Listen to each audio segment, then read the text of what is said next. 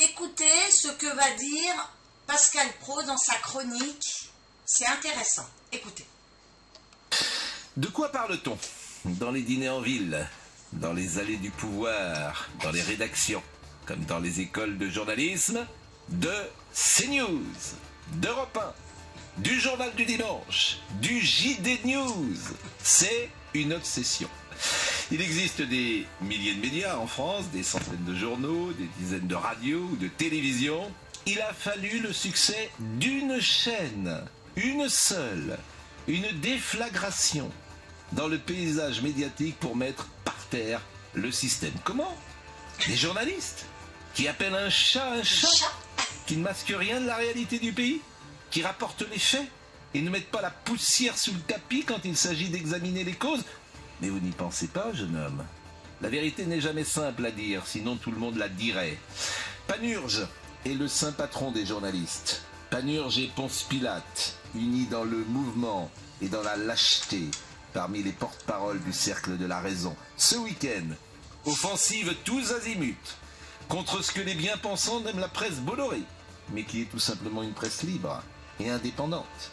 Dans Le Parisien, Vincent Mellet, apparatchik du service public. Vincent Mellet, qui avouait en 2015 au journal Libération avoir toujours voté socialiste ou écologiste.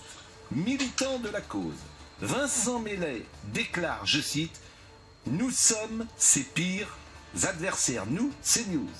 Ce sont nos pires adversaires. » Entretien lunaire d'un dirigeant aux abois qui persénère un représentant du service public qui attaque son concurrent direct en disant « ce sont nos pires adversaires ». Quand je vous dis que ces gens deviennent fous.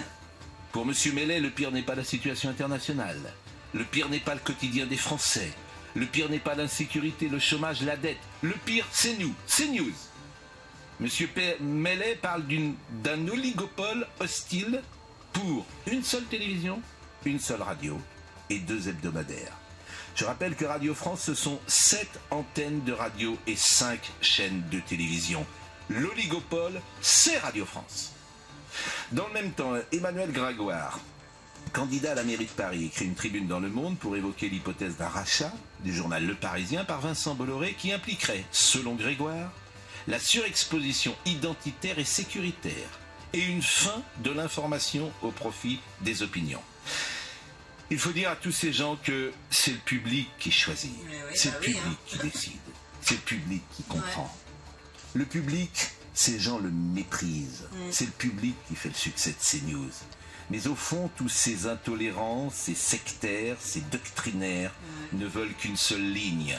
Ils imposent leur récit, de la cérémonie d'ouverture des Jeux Olympiques jusqu'à invisibiliser la pétition lancée par Philippe de Villiers sur le sujet de l'immigration. Sur France Inter, pas un mot, quand près d'1 million de personnes ont signé. Et quand le peuple gronde, il pense comme Bertolt Brecht, quand il disait « puisque le peuple vote contre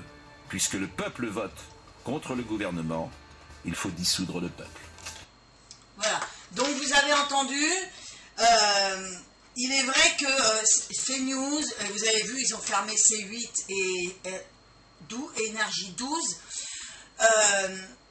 C'est pour ça que la liberté d'expression, elle est en danger, parce que la gauche veut vraiment imposer sa dictat. Et aujourd'hui, je me rends compte que des fois sur la chaîne, j'ai des personnes qui viennent m'insulter de facho, de machin, etc.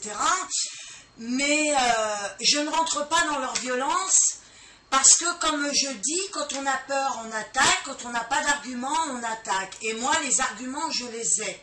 Donc, toute personne qui me traite de facho, de ce qu'ils veulent, j'ai les arguments. Et moi, je leur demande, quand ils viennent m'insulter de facho, eh bien, à la place d'insulter, eh bien, qu'ils me mettent leurs arguments. Pourquoi ? Parce que, normalement, c'est argument contre argument.